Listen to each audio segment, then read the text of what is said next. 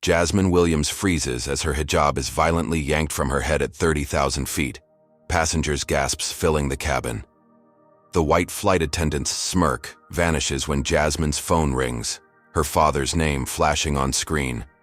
Dad, Airline CEO. Tomorrow's headlines would shock America, but not for reasons anyone aboard could imagine.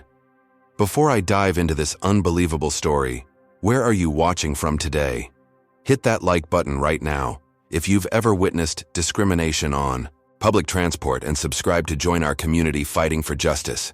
Ready to discover how a simple flight turned into a national awakening? Let's go. Jasmine Williams was not your average 19-year-old college sophomore. With perfect grades at Howard University's prestigious aeronautical engineering program, she carried herself with quiet confidence that some mistook for shyness. What none of her classmates knew was that her father, Solomon Williams, was the founder and CEO of Airline, America's fastest-growing airline worth billions. "I want to earn my way," she had insisted to her father when choosing Howard over the Ivy League schools that had courted her. "How can I eventually lead a company serving everyday Americans if I'm isolated in privilege?" Solomon, a self-made success who had worked his way up from baggage handler to airline owner, understood her reasoning but worried constantly. "The world isn't always kind to young black women making their own path," he had warned, remembering his own struggles in the industry. Jasmine's decision to wear a hijab had come 6 months ago after reconnecting with her maternal Senegalese roots. Her mother Amina, who had passed away when Jasmine was 12, had raised her with appreciation for their Muslim heritage without strict religious practices. During a summer research project on Islamic contributions to mathematics and astronomy, Jasmine felt a profound connection to this part of her identity. "Your mother would be proud," Solomon had said when she first wore the hijab home, his eyes misty. Though not religious himself, he respected his daughter's journey. What worried him were the news reports of increasing hostility toward visibly Muslim passengers on flights. That spring break morning, Jasmine packed methodically in her modest off-campus apartment. Her roommate Zoe looked up from her laptop with concern. "You're seriously flying commercial? And on Airline? Your dad would send the private jet if you asked." Jasmine carefully folded her spare hijab into her carry-on. "That's exactly why I need to fly like everyone else. Dad's been getting reports about discriminatory treatment, but the executive team keeps dismissing them as isolated incidents. I need to see for myself." Zoe frowned, turning her laptop to show a viral video of a Somali woman being removed from a flight. "3 incidents. This month already. Promise me you'll be careful." "I'm just gathering information," Jasmine assured her, though her stomach tightened at the video. "Besides, it's Airline. Dad would never allow systematic discrimination." What Jasmine didn't share was her growing suspicion that her father might be insulated from the reality of passenger experiences. The executive floor of Airline headquarters was predominantly white, despite Solomon's own background. How much was he missing? "I've got my project data to review anyway," she said, patting her journal where she documented passenger service observations. For months, she'd been flying different airlines, recording treatment patterns among diverse passengers. The data showed disturbing trends, but she needed more evidence before presenting it to her father. "Text me when you land," Zoe insisted, hugging her goodbye. As Jasmine wheeled her suitcase toward the door, she hesitated, then removed her university ID from around her neck and tucked it deep into her bag. Today, she wasn't Solomon Williams's daughter or a Howard engineering student. She was just another passenger, exactly the perspective she needed. What she couldn't know was how this decision would change not just her spring break plans, but the entire airline industry. Baltimore-Washington International Airport buzzed with spring break travelers. Jasmine approached the Airline check-in counter, observing how the agent's smile tightened slightly when she stepped forward. The woman's eyes lingered on her hijab before checking her ticket. "Miss Williams, you've been randomly selected for additional security screening," the agent announced loudly, causing nearby passengers to glance over. Jasmine nodded politely, noting in her mental log that this was the 4th consecutive flight where she'd been randomly selected. As an engineering student, She understood probability well enough to know these odds were statistically impossible without bias. At the security checkpoint, she was directed to a separate line. The TSA agent waved a wand over her hijab. "We'll need to do a private screening," he stated flatly. "Is that standard procedure for all head coverings?" Jasmine asked, her voice even. The agent's face hardened. "It's procedure for security risks." 20 minutes later, after a thorough search, found nothing. Jasmine hurried to her gate where boarding had already begun. She noticed the gate agent wave through several passengers ahead of her without checking IDs, but stopped her for verification, scrutinizing her passport photo where she wasn't wearing a hijab. "This doesn't look like you," the agent said suspiciously. "The photo was taken 2 years ago before I began wearing hijab," Jasmine explained calmly, used to this interaction. Eventually allowed to board, she made her way down the aisle to seat 14C. A middle-aged white woman in 14B visibly stiffened as Jasmine approached, clutching her purse tighter and avoiding eye contact. Flight attendant Rebecca Whitley, a tall woman with immaculate blonde hair pulled into a tight bun, watched Jasmine from the galley. In her 15 years at Airline, Rebecca had earned a reputation for exceptional service to certain passengers. Her personnel file contained 5 commendations for first-class service and 3 buried complaints from minority passengers that never made it past middle management. As Jasmine stored her carry-on, Rebecca approached the row. "Ma'am, may I see your boarding pass again?" she asked sharply. Jasmine provided it without comment, noting that no other passengers around her were being rechecked. "Everything seems to be in order," Rebecca said with obvious disappointment, before turning to the white passenger beside Jasmine. "Can I get you a pre-flight beverage, ma'am?" She didn't extend the offer to Jasmine. Across the aisle, an elderly, black woman with silver-rimmed glasses observed the interaction with narrowed eyes. "Excuse me," she called to Rebecca. "I'd like a water, and I'm sure my neighbor would too." She nodded toward Jasmine with a warm smile. "I'm Gloria, honey. First time on Airline?" "Thank you. And yes, first time," Jasmine replied, careful not to reveal her connection. Rebecca returned with one water, placing it before Gloria while ignoring Jasmine's presence. As she turned away, she accidentally bumped Jasmine's arm, spilling a few drops on her sleeve. "Oh, so sorry," Rebecca said without sincerity. "Turbulence." "We're still at the gate," Jasmine pointed out quietly. Gloria shook her head disapprovingly as Rebecca walked away. Some things never change. Been flying 50 years and still seeing the same behavior, just more subtle now. As the flight prepared for takeoff, a tall black man in an airline uniform made his way to a seat in the back. He nodded professionally to Rebecca, who gave a curt response. Jasmine recognized the 4 stripes on his shoulder. A captain, but riding as a passenger today. Midway through the safety demonstration, Rebecca paused near Jasmine's row, staring pointedly at her seatbelt. "All passengers must comply with safety regulations," she announced loudly, despite Jasmine already being properly buckled. The takeoff was smooth, but 20 minutes into the flight, the captain announced turbulence ahead and requested all passengers to return to their seats. As the plane began to shake, Rebecca made her way through the cabin checking seatbelts. When she reached Jasmine, she leaned in unnecessarily close. "We've received some security concerns," she whispered, just loud enough for nearby passengers to hear. "Just keeping an eye on things." Jasmine felt her heart rate increase, but kept her expression neutral. From her engineering courses on aircraft design, she knew the turbulence was merely routine clear air disturbance. The security concerns comment was clearly meant to create suspicion. 2 rows behind, the off-duty captain frowned as he observed the interaction. Tyrone Jackson had flown for Airline for 12 years and recognized the subtle discrimination tactics some crews still employed. He'd seen Rebecca at company events and knew her reputation for exemplary service was selective at best. When Rebecca returned to the galley, Tyrone watched her huddle with another flight attendant, both glancing repeatedly in Jasmine's direction. Through the curtain, Jasmine could hear fragments of their conversation. "New memo about suspicious passengers. Keeping an eye on her. Called the cockpit already." Jasmine discreetly removed her journal, beginning to document the interactions. This was exactly the kind of evidence she needed. Not isolated incidents, but a pattern of behavior, targeting passengers like her.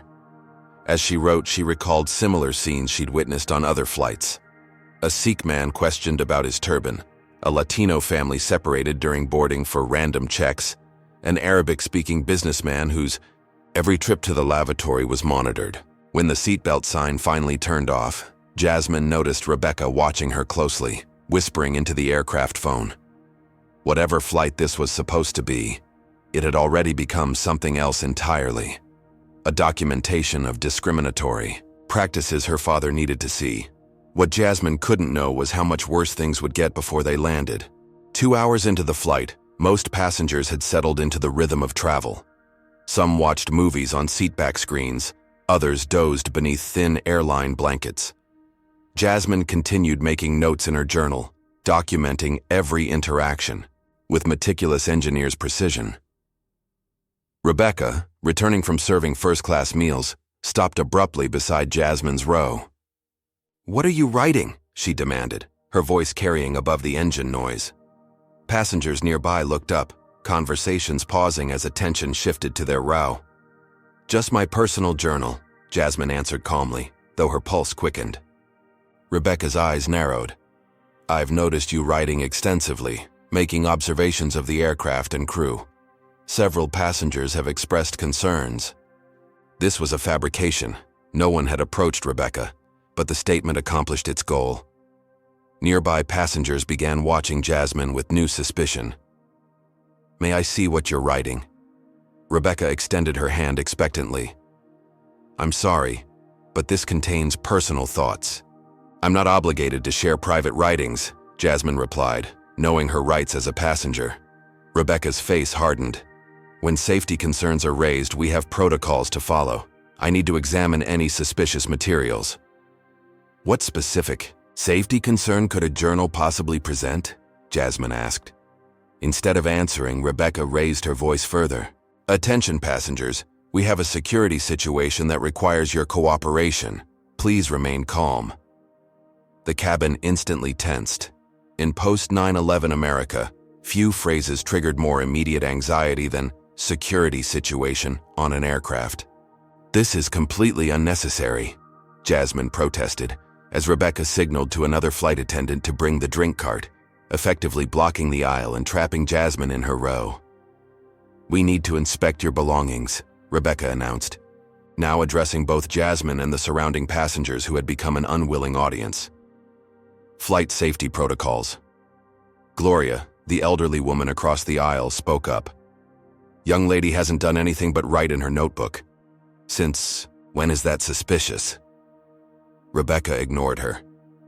"We've received multiple reports of suspicious behavior. As senior flight attendant, it's my responsibility to investigate." "What behavior specifically?" Jasmine challenged, maintaining her composure despite the growing spectacle. "Writing in code, monitoring crew movements, possible communications with outside parties," Rebecca listed vaguely. "Please open your bag for inspection. Has something like this ever happened to you or someone you know? Comment number 1 if you believe this flight attendant is following proper procedure, or number 2 if you think this is clear discrimination. Don't forget to like this video if you want to see justice served in situations like these." Now, what do you think happens when someone tries to stand up to this kind of treatment at 30,000 feet? Let's continue.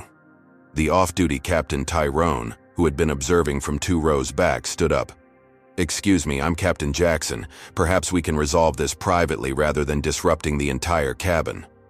Rebecca's expression flickered, with recognition before hardening again. "Captain, with all due respect, I'm the senior crew member on duty. Please return to your seat." "I'd like to see the specific security protocol you're following," he pressed.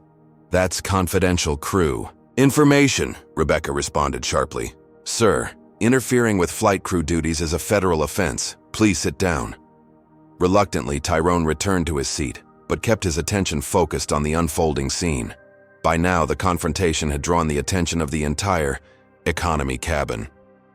Jasmine, feeling dozens of eyes on her, tried to defuse the situation. I'm happy to answer any specific questions about my writing, but my journal contains personal thoughts I'm not required to share. In that case, Rebecca, why, said, reaching for the phone at her station. We may need to divert the aircraft for security personnel to meet us. A murmur of annoyance rippled through the cabin.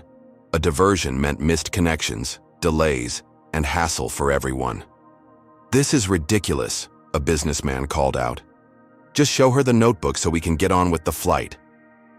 Others joined in, pressure mounting from passengers whose priority was now their own convenience rather than Jasmine's rights. She's probably hiding something, a woman whispered loudly enough to be heard several rows away. Jasmine felt the collective mood shifting against her. What had begun as a discriminatory action by one crew member was evolving into mob mentality.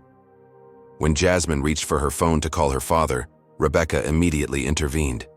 No electronic communications during a security procedure, she declared, confiscating the phone despite having no authority to do so. That's my private property, Jasmine protested. It will be returned after we land and security personnel clear you, Rebecca stated. She turned to address the cabin.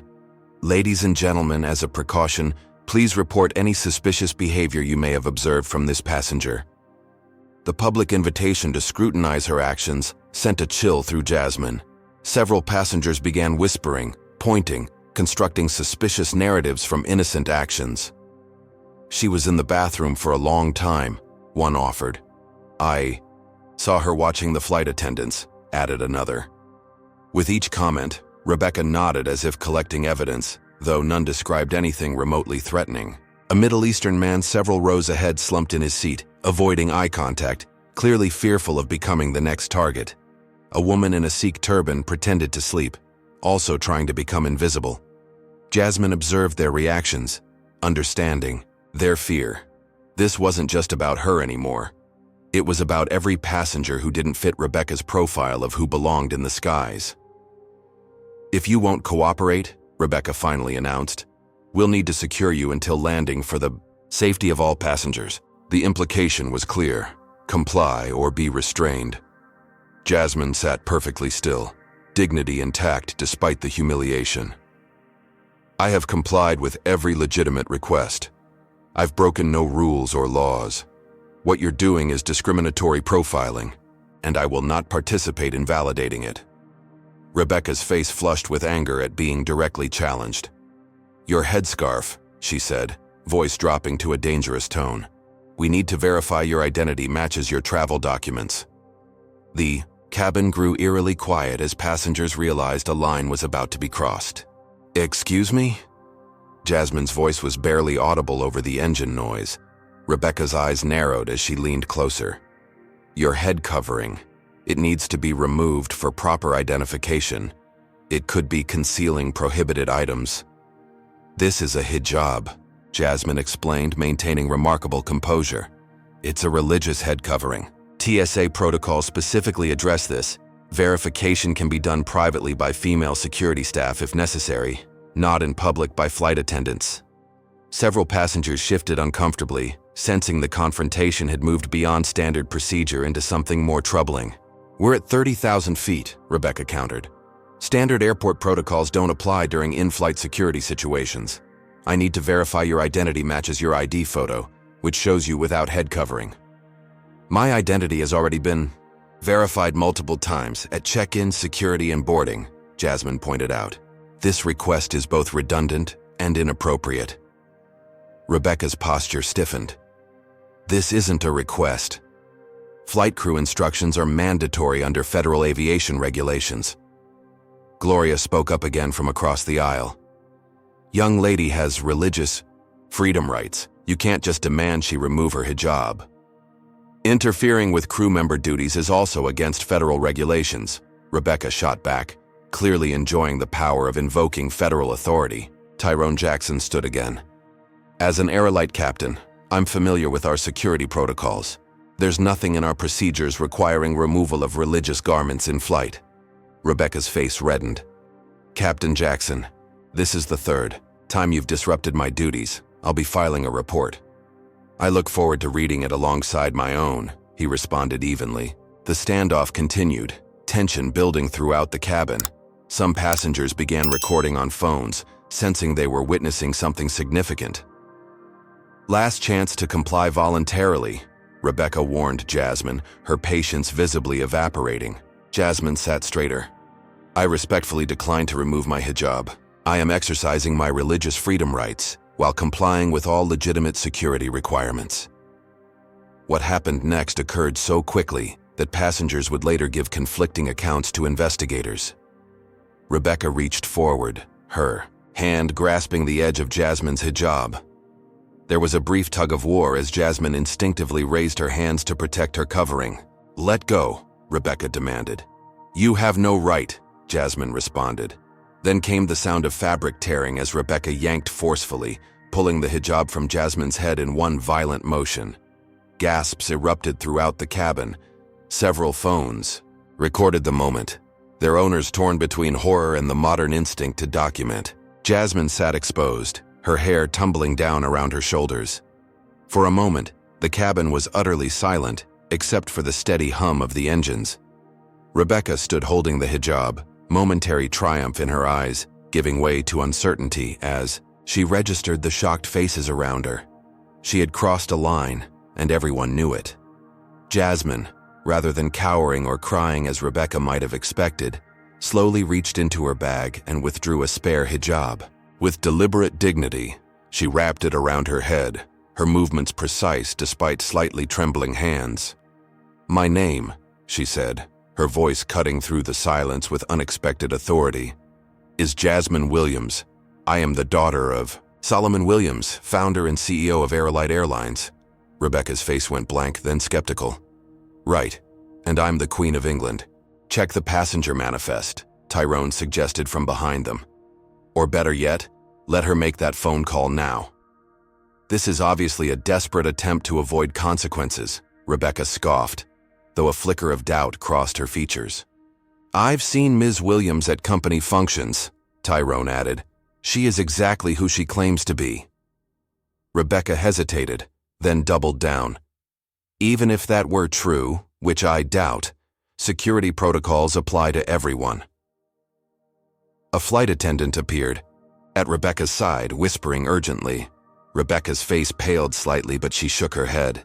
"For continued non-compliance and potential threat to flight safety," she announced, "we'll need to restrain the passenger until landing." She produced plastic restraints from her pocket, the type kept on aircraft for truly dangerous situations, involving violent or incapacitated passengers. Gloria stood up despite the seatbelt sign. "You put those on that child, you'll have to put them on me too." "Ma'am, return to your seat immediately," Rebecca ordered. "I've flown this airline since, before you were born," Gloria replied. "I know Solomon Williams personally from the early days when he started this company promising dignity for all passengers. If he saw this disgrace, he'd fire you on the spot." Rebecca wavered, visibly calculating her options. The situation had spiraled beyond her control, with too many witnesses and too much documentation. "Fine," she finally said. "One phone call to verify identity, then we proceed according to results." She reluctantly handed Jasmine her phone back. "Speaker mode only, no texting or other communications." Jasmine took the phone with steady hands and dialed a number from memory. The cabin fell silent as it rang once, twice, 3 times. "Williams speaking," came a deep voice through the speaker. "Dad," Jasmine said, her composure finally cracking slightly. "I need your help." "Jasmine?" Solomon Williams's voice sharpened with concern. "What's wrong?" "I'm on Airline Flight 1857 to Atlanta," she began, her voice steady despite the circumstances. "There's been an incident." Rebecca shifted uncomfortably as dozens of eyes turned to her. The public nature of the speakerphone call was not what she had anticipated. "A flight attendant has been profiling me since boarding," Jasmine continued. "It escalated to the point where she physically removed my hijab against my will, in front of the entire cabin." There was a moment of stunned silence on the line. "She did what?" Solomon's voice thundered through the speaker, causing several passengers to flinch. The authority in his tone was unmistakable, This was indeed someone accustomed to giving orders and having them obeyed. "Who is the flight attendant?" he demanded. Rebecca stepped forward, attempting to regain control. "Sir, this is Senior Flight Attendant Rebecca Whitley. There's been a misunderstanding." "Ms. Whitley," Solomon interrupted, his voice dangerously calm. "Is my daughter correct that you forcibly removed her hijab?" Rebecca hesitated. "Sir, we had security concerns." "Yes or no, Ms. Whitley?" The cabin remained silent, passengers collectively holding their breath. "Yes, but protocols." "Put the captain on immediately," Solomon ordered. "He's in the cockpit and can't be disturbed during—" "I'm the CEO of this airline, Ms. Whitley. Put the captain on." The second flight attendant, who had been hovering nearby, whispered something to Rebecca, who reluctantly handed her the phone. "I'll take this to the cockpit," the younger woman said, clearly relieved to escape the tension in the cabin.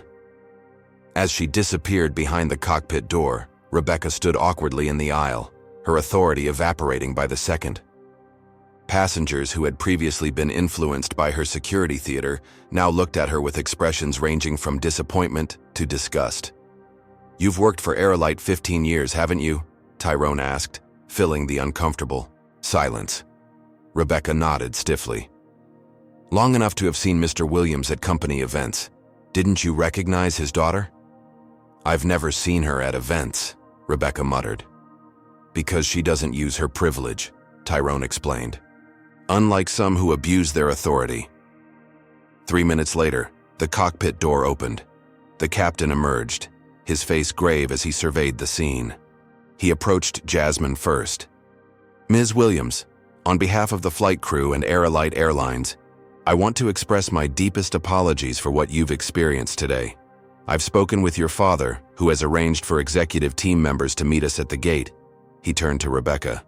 "Ms. Whitley, you're relieved of duties for the remainder of this flight. Please take seat 2A in first class and remain there until we land." Rebecca's face flushed.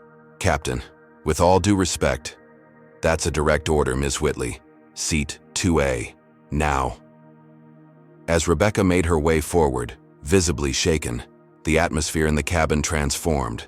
Passengers who had been intimidated into silence now spoke freely, some approaching Jasmine to offer support. "I recorded everything," a college student told her, displaying a video on his phone. "It's already got 5,000 views on TikTok." Jasmine nodded, overwhelmed by the rapid shift in dynamics. Her original plan to quietly document discrimination had exploded into a public incident that would soon reach millions. The captain knelt beside her seat. "Ms. Williams, would you be more comfortable in first class for the remainder of the flight?"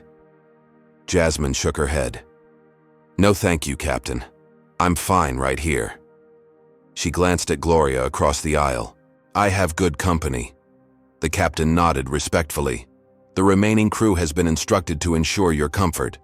Please let us know if you need anything at all." As he returned to the cockpit, Jasmine's phone buzzed with a text from her father. "Executive team and PR on standby at gate. Legal team reviewing options, are you okay?"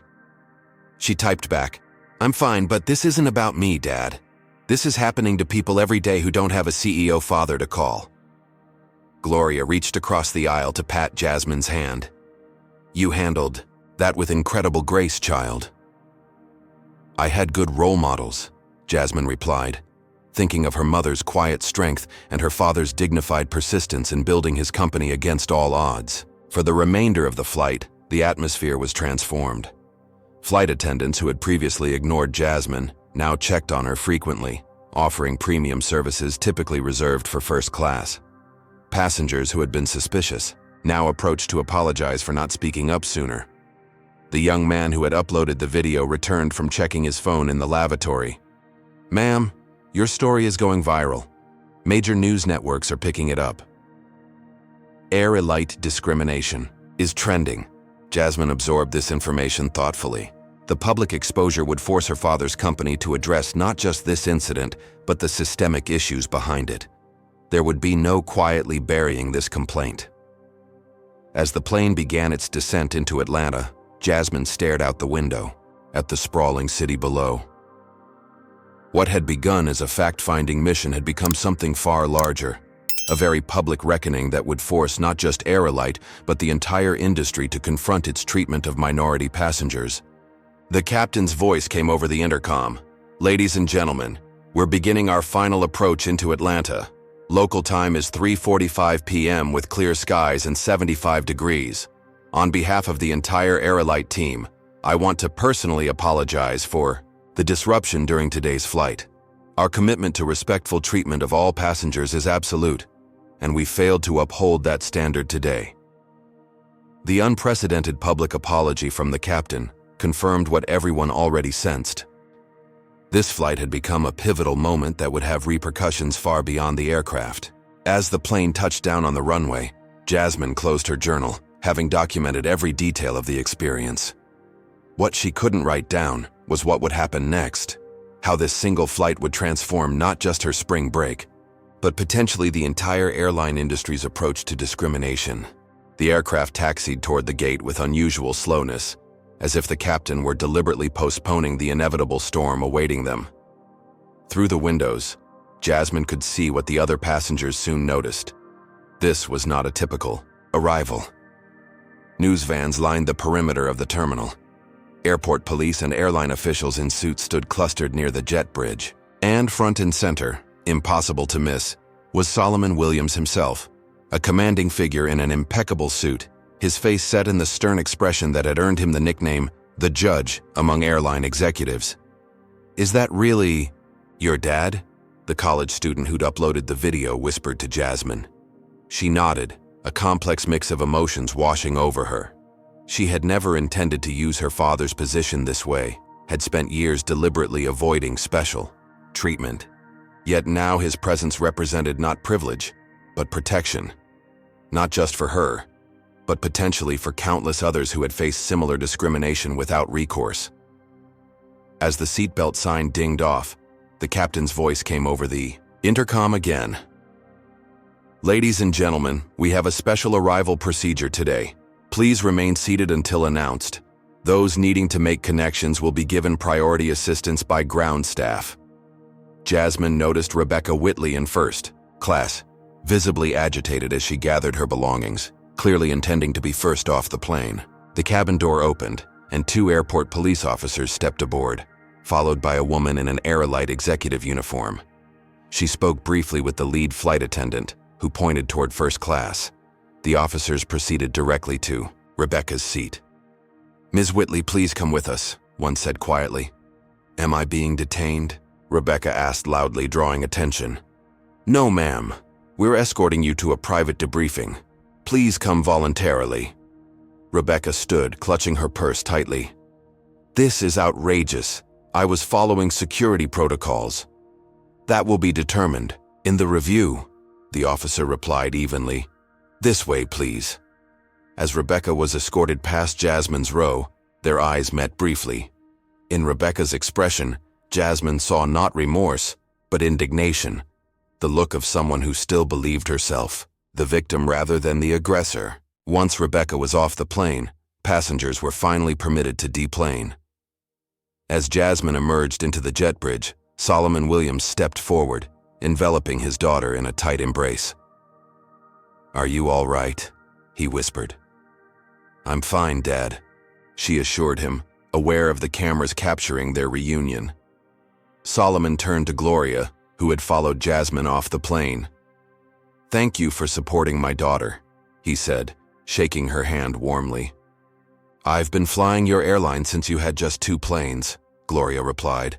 "Never thought I'd see the day when an Airline crew member would behave like that." Solomon's expression darkened. "Neither did I." An airline executive approached, deferentially. "Mr. Williams, we have a private room ready for a debrief and press statement preparation." "In a moment," he replied, turning to address the deplaning passengers who had slowed to watch the scene. "Ladies and gentlemen, I want to personally apologize for your experience today. Everyone will receive full refunds and additional compensation for the disruption." Most passengers nodded appreciatively, some stopping to express support to Jasmine. Tyrone Jackson, the off-duty captain, approached last. "Ms. Williams, If you need a statement from me about what I witnessed, I'm happy to provide it, he offered. Thank you, Captain Jackson, Solomon replied. Your intervention is already noted and appreciated. As they moved through the terminal toward the private room, Jasmine became acutely aware of the media presence. Reporters called out questions, cameras flashed, but airline security kept them at a distance. In the privacy of the conference room, Solomon's composed facade cracked slightly. Jasmine, when I got that call. He shook his head, unable to complete the thought. I know, Dad, she said softly. But imagine getting that call and not having a father who runs the airline. Have you ever been in a situation where you had to decide between speaking up or staying silent when witnessing discrimination? Comment number 1 if you believe more people should speak up like Tyrone and Gloria did, or number 2 if you think it's too risky in today's world. And what do you think Jasmine Williams should do about this incident that's now gone viral? Don't forget to like this video if you want to see more stories about standing up against discrimination. Let's continue with what happened next. Solomon nodded gravely. The PR team has prepared a statement about an isolated incident and one employee's actions not reflecting company values. Standard damage control. Jasmine's expression hardened. That's exactly what I was afraid of. What do you mean? Dad, this wasn't isolated. It's systematic. She opened her journal, showing him page after page of documented incidents across multiple flights. I've been tracking patterns for months. Rebecca Whitley isn't an anomaly. She's a symptom. The door opened as the Airline executive team filed in. 6 people, 5 of them white men in nearly identical suits. The lone woman, Vanessa Chen, was the recently hired chief diversity officer, whom Solomon had brought on despite board resistance. Mr. Williams, began Charles Hartman, the chief operations officer. We have the situation contained. Ms. Whitley has been suspended pending investigation, and we've prepared a statement emphasizing our zero-tolerance policy. Charles, Solomon Assam interrupted. My daughter was physically assaulted by our employee because of her race and religion, in full view of dozens of witnesses, with multiple videos already viral on social media. This situation is not contained. The executives exchanged uncomfortable glances. We recommend an immediate press conference, said Michael Brennan, the PR director. You and Jasmine presenting a united front, emphasizing this was an isolated... It wasn't isolated, Jasmine interjected quietly. All eyes turned to her. I have documentation of 17 similar incidents across Airline flights in the past 3 months alone. Less severe, perhaps, but following the exact same pattern of discriminatory treatment.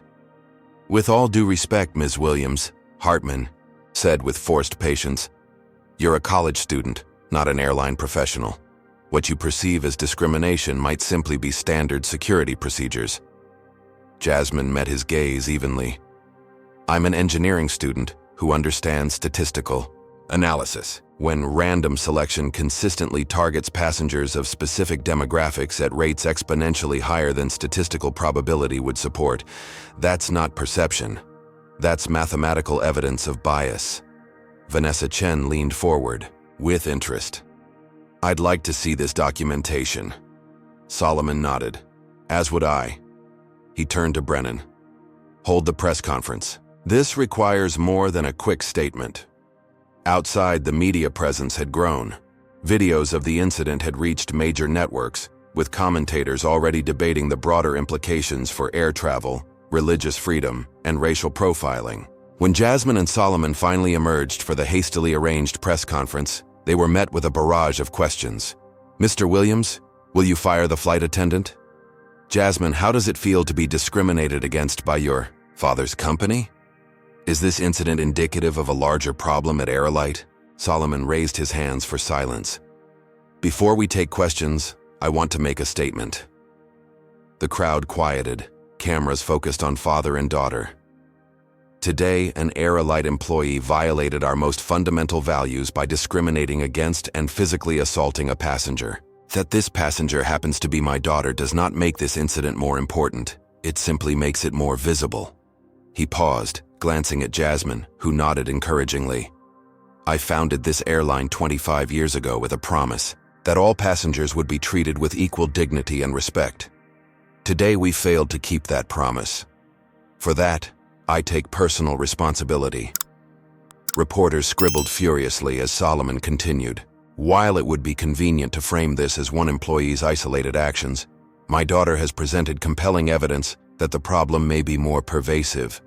Therefore, effective immediately, Airline is launching a comprehensive review of our training, policies, and practices regarding passenger treatment." Jasmine stepped forward to the microphone.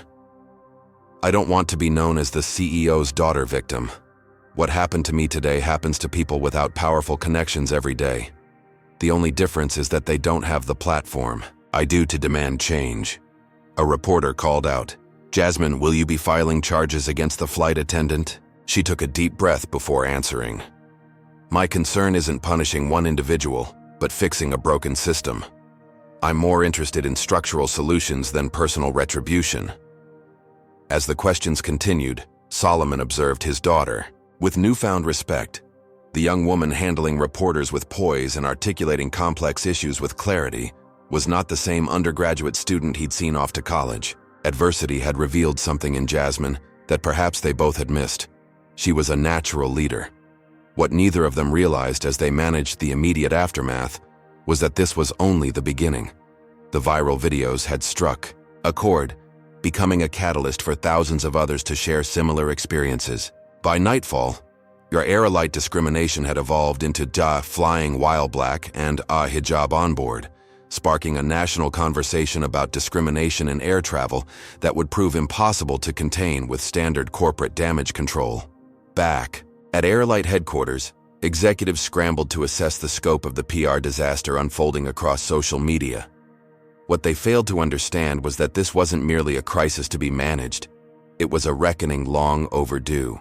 3 days after the incident, Jasmine Williams sat at the head of the Airline boardroom table, exhaustion evident in the lines of his face. Sleep had been scarce since the video went viral, now exceeding 50 million views across platforms. Around the table, board members and executives projected varying degrees of concern and irritation. Charles Hartman, the COO, slid a document across the polished surface. "Our legal team has prepared a settlement offer for Jasmine," he explained. $2 million, conditional on a non-disclosure agreement and agreement not to pursue further action. Standard language, generous terms. Solomon stared at the document without touching it. "Have you presented this to Jasmine?" "We thought it best coming from you," Hartman replied. Solomon's laugh held no humor. "Then you don't know my daughter very well." The boardroom door opened and Jasmine entered, followed by Vanessa Chen. Both women carried thick binders. "Thank you for joining us," Solomon said formally, aware of the board members' scrutiny. Since the incident, he'd been walking a precarious line between his role as CEO and his position as Jasmine's father. "We've completed our preliminary review," Vanessa announced, distributing executive summaries from her binder. "The findings are concerning." Board members flipped through the documents with growing discomfort. "This can't be accurate," protested Richard Mercer, the longest-serving board member. "These complaint numbers are actually underreported," Jasmine interjected. "Many passengers don't file formal complaints because they don't believe anything will change. The data shows a clear pattern of escalating incidents over the past 18 months. "Ms. Williams," Hartman said with strained patience, "with all due respect, you're not an airline executive." "No," she agreed. "I'm an engineer who understands data analysis, and this data tells a very clear story." She opened her own binder, revealing meticulously organized charts and testimonials. Rebecca Whitley has had 12 complaints filed against her by minority passengers over 5 years. All were dismissed as misunderstandings or necessary security measures. Not once was she disciplined or retrained. The more troubling pattern, Vanessa added, is that Rebecca is merely the most extreme example. We've identified 27 employees with similar complaint patterns, all protected by mid-level managers who buried the reports. Solomon's expression darkened. "Why wasn't I informed of this?" Hartman shifted uncomfortably. "These operational matters rarely reach the executive level. Standard procedure is to handle them within the service department. Discrimination isn't An operational matter, Solomon said flatly. Richard Mercer cleared his throat. This is precisely why we've prepared the settlement offer. Resolve this quickly, implement some sensitivity training, and move forward. Jasmine's eyes narrowed. You want to pay me to be quiet so nothing actually changes? We want to resolve this efficiently, Mercer countered. Your father built this airline from nothing. Surely you don't want to damage his legacy with prolonged negative publicity. My father built this airline with a promise of dignity for all passengers, Jasmine replied. I'm trying to restore that legacy, not damage it. Solomon studied the settlement document, then deliberately pushed it away. My daughter is right. This isn't about one incident or one employee, and it won't be resolved with money. What exactly are you proposing? Asked Patricia Goldman, the only other woman, on the board. Jasmine pulled out a detailed proposal document, a comprehensive anti-discrimination action plan. Not just training, but structural changes in hiring, promotion, complaint processing, and accountability measures. The board members exchanged glances as they reviewed the extensive recommendations. This would cost millions to implement, Hartman objected. The viral video has already cost us more than that in market value, Patricia pointed out. Our stock dropped 12% yesterday alone. Because we're mishandling the response, Mercer insisted. We need to put this behind us, not prolong it with years of internal restructuring. Solomon stood up slowly, commanding the room's attention. When I started this airline, I was often the only black person in rooms like this. I told myself that once I had power, I would ensure others wouldn't face the discrimination I did. He paused, shame evident in his expression. Somewhere along the way, I started believing my presence at the top meant the problem was solved. I was wrong. The room fell silent as he continued. Jasmine's proposal will be implemented in full. This isn't up for debate. Mercer's face reddened. Solomon, the board needs to vote on any initiative of this magnitude. Then call the vote, Solomon challenged. This is an emotional reaction to your daughter's experience, Hartman argued. We need to approach this strategically. My daughter's experience opened my eyes to what's happening in my company, Solomon interrupted. But make no mistake, this is a strategic decision. Our brand was built on respect and inclusion. We've compromised those values, and it's costing us customers, talent, and now market value. The tension in the room was palpable as board members calculated their positions. Several looked poised to side with Mercer against the proposal. Before you vote, Jasmine said quietly, you should know that I've been contacted by 63 Airline passengers who experienced similar discrimination. They're prepared to join a class action lawsuit if systematic changes aren't implemented. The threat of legal action shifted the atmosphere immediately. Additionally, she continued, my classmates at Howard University have organized a nationwide boycott of Airline, which already has over 200,000 pledged participants on social media. Patricia Goldman nodded with reluctant respect. She's leveraging her position effectively. We should listen. Over the next hour, the board debated the proposal, eventually agreeing to a modified version of Jasmine's plan. As they filed out, Mercer stopped beside Solomon. The board will be watching this closely, he warned. If this experiment fails, your position could be at risk. Noted, Solomon replied coolly. When only Solomon, Jasmine, and Vanessa remained, Jasmine sank into a chair, the strain of the confrontation finally showing. You didn't tell me about the lawsuit threat, Solomon said.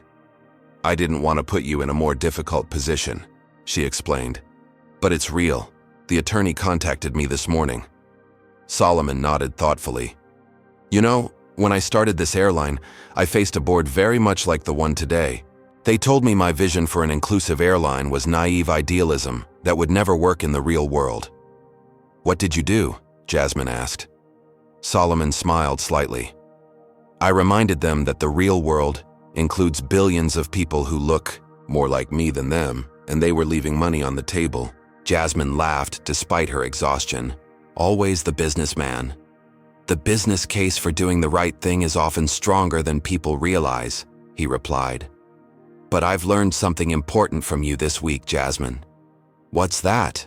That sometimes you need to do the right thing simply because it's right, regardless of the business case. As they gathered their materials to leave, Solomon's assistant entered with an urgent message. Sir, Rebecca Whitley is giving a live interview on national news. She's claiming she was following company training and that she's being scapegoated. Solomon and Jasmine exchanged glances. It seems our work is just beginning, he said. Neither could have predicted how their personal family crisis would soon catalyze an industry-wide reckoning that would extend far beyond Airline's boardroom. 2 weeks after the incident, Jasmine sat in her father's home office, surrounded by stacks of reports, policy documents, and news articles. Outside, a small group of protesters had gathered at the gates of their Atlanta estate, though it was unclear whether they were supporting Jasmine or Rebecca Whitley, who had become an unlikely champion for those claiming reverse discrimination and cancel culture. The board meeting starts in an hour, Solomon said, straightening his tie. Are you sure you want to present this yourself? Jasmine nodded, reviewing her proposal one final time. The Williams Protocol represented the most comprehensive anti-discrimination framework ever proposed for the airline industry, extending far beyond sensitivity training to include structural changes in hiring, promotion, complaint handling, and accountability measures. The board is divided, Solomon warned. Mercer has been rallying votes against it, claiming it's too expensive and disruptive. Then I'll need to make the business case alongside the moral one, Jasmine replied, thinking like her father's daughter. Her phone buzzed with a news alert. Rebecca Whitley's tearful press conference was trending nationwide. Clicking the link, they watched as Rebecca dabbed at her eyes with a tissue. I've dedicated 15 years to passenger safety, she said, voice breaking. Now I'm being sacrificed to political correctness because I followed my training when a passenger raised security concerns. Solomon shook his head in disgust. She's reading directly from a script our competitors provided. This has their fingerprints all over it. The doorbell rang, and Solomon's assistant showed in Tyrone Jackson and Vanessa Chen. Both had become key allies in developing the Williams Protocol. Rebecca's performance is convincing, Tyrone observed grimly. The pilot forums are split 50-50 on whether she's being unfairly targeted. We've completed the background investigation, Vanessa added, handing Jasmine a folder. It's worse than we thought. 23 formal complaints against Rebecca over her career, all from passengers, of color, all buried by her supervisors.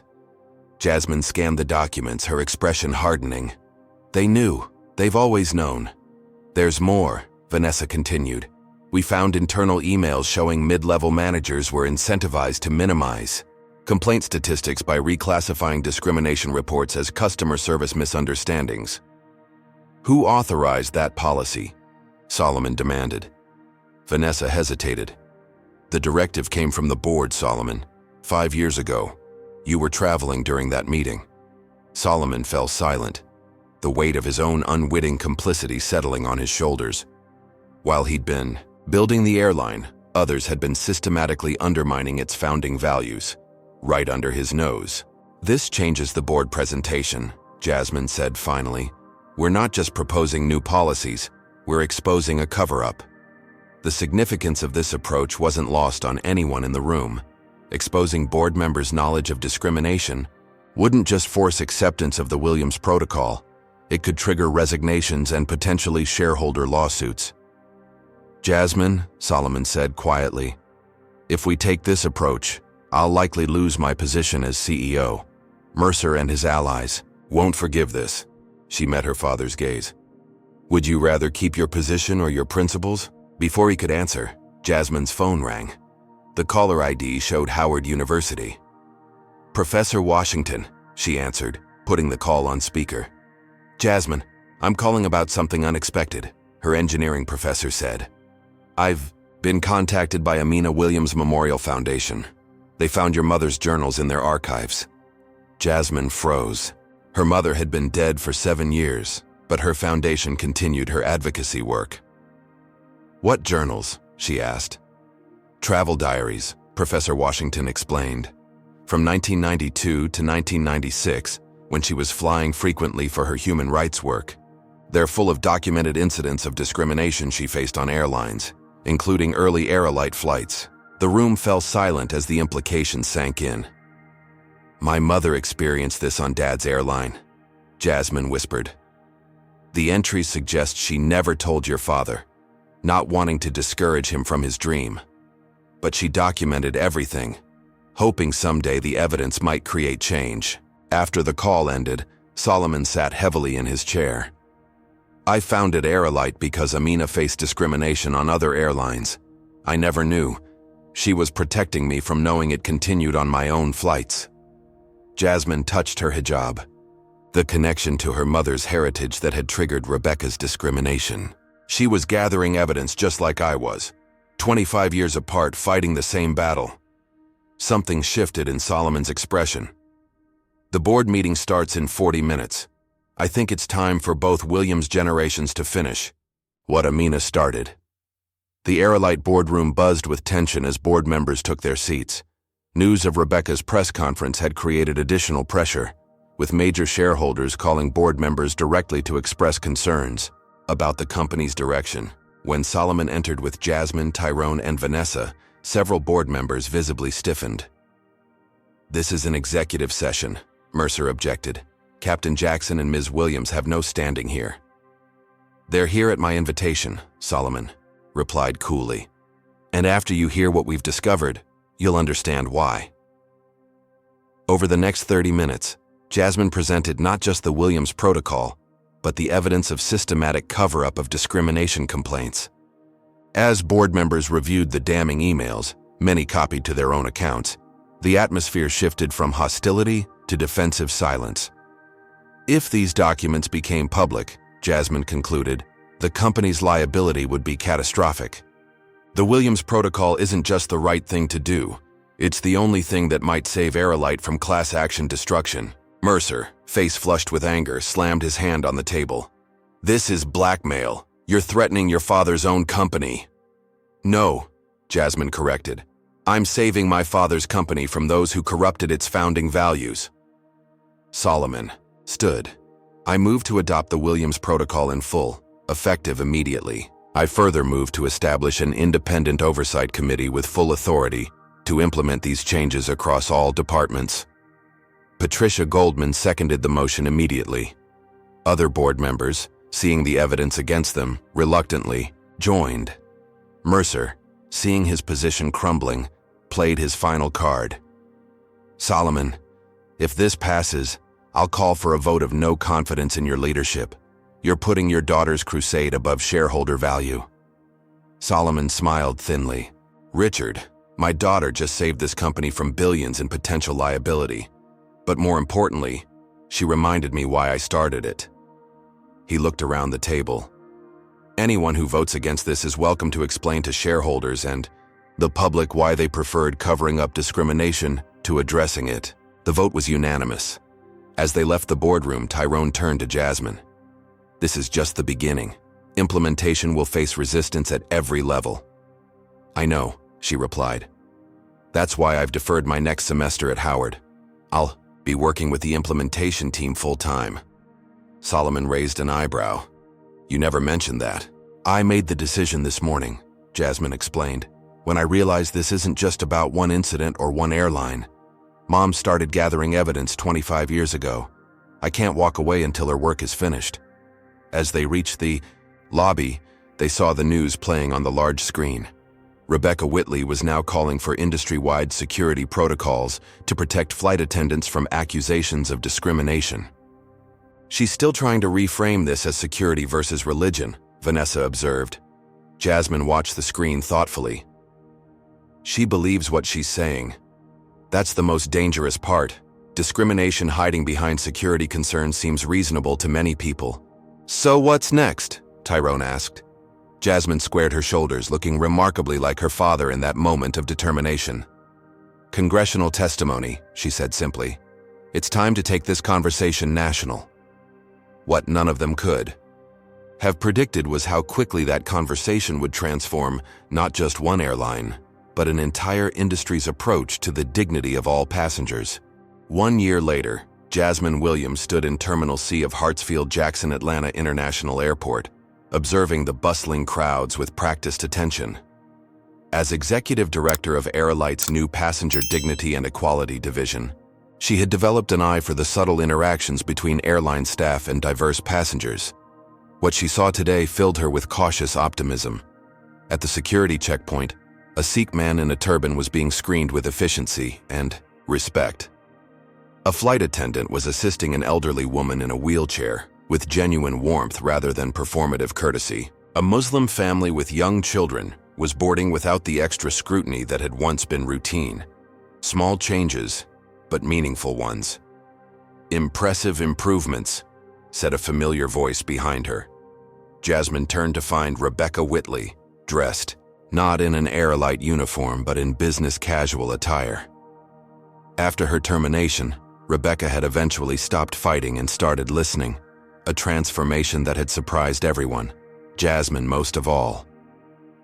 "The cultural shift is happening," Jasmine agreed cautiously, slowly but measurably.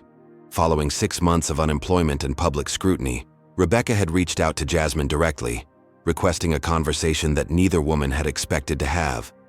That painful but honest dialogue had led to Rebecca's current role, working with the implementation team as a consultant on what not to do and why previous approaches had failed.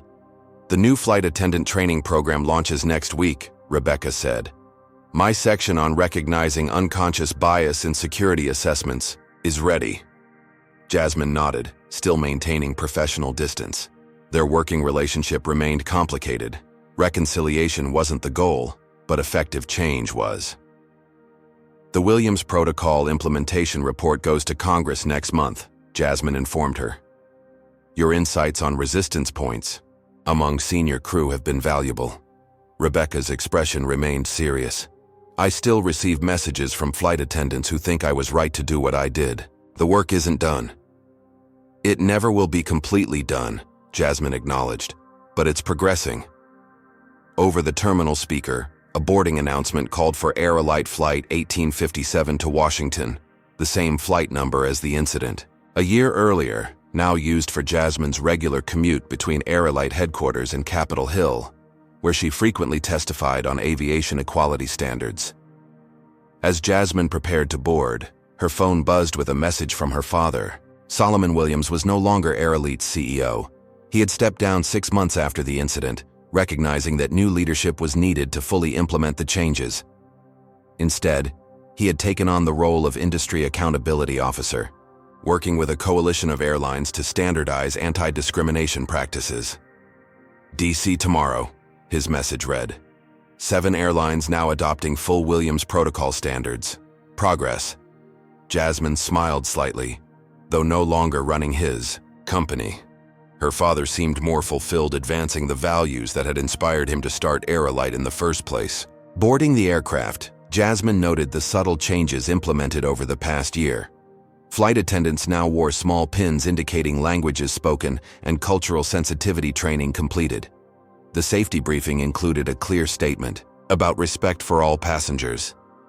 Most importantly, the crew demographics reflected the diversity of the passengers they served.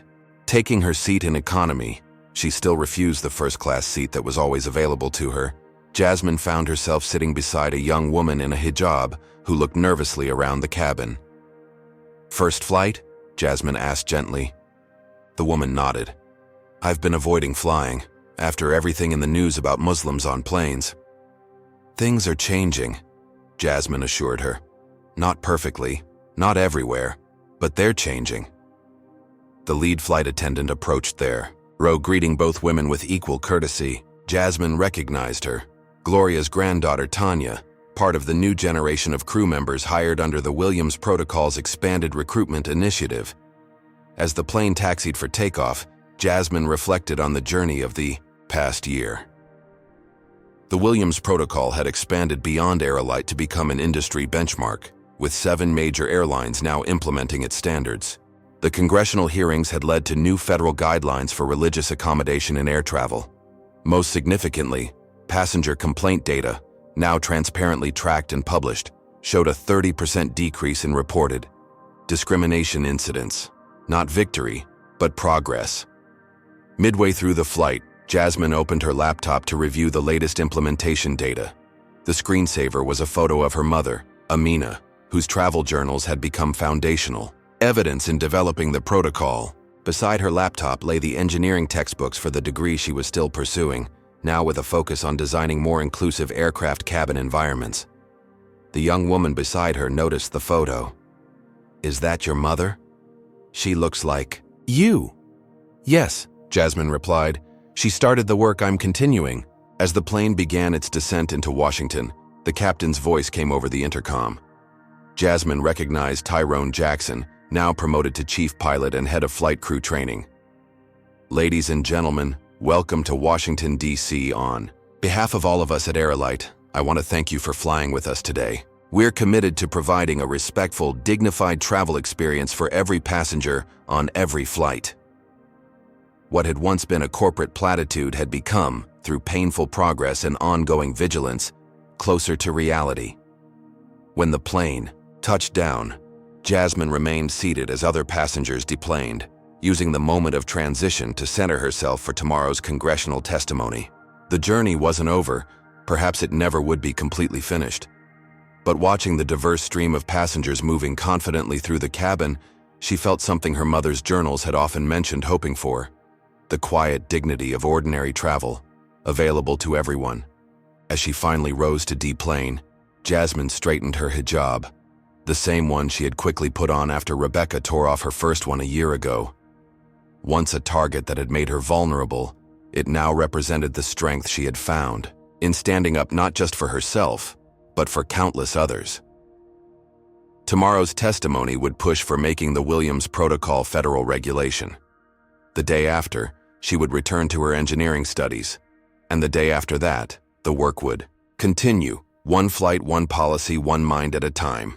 This powerful story teaches us that systemic discrimination often persists because good people remain silent. Jasmine's journey shows that meaningful change requires more than just identifying problems. It demands courage to confront uncomfortable truths, even when they implicate people and institutions we respect. True leadership means acknowledging blind spots and working to correct them, as Solomon did when facing his company's failings. The Williams Protocol became effective not just because it implemented new rules, but because it created accountability and transparency at every level. Similarly, Rebecca's transformation reminds us that people can grow when they stop defending their actions and start listening to experiences different from their own. Perhaps most importantly, Jasmine's decision to use her privilege to uplift others rather than simply protect herself exemplifies how power should be wielded, not as a shield for personal comfort, but as a tool to create justice for everyone. Change rarely comes from top-down mandates alone. It requires both institutional commitment and individual courage from people at every level willing to speak up when they witness discrimination. Have you ever had to stand up against discrimination in your daily life? What gave you the courage to speak out? If this story resonated with you, please hit that like button and subscribe to our channel for more powerful racism stories that challenge and inspire. Share this video with someone who might need encouragement to use their voice against injustice. Your engagement helps amplify these crucial conversations. Thank you for watching, and remember, when we refuse to accept discrimination as normal, we create space for dignity to flourish for everyone.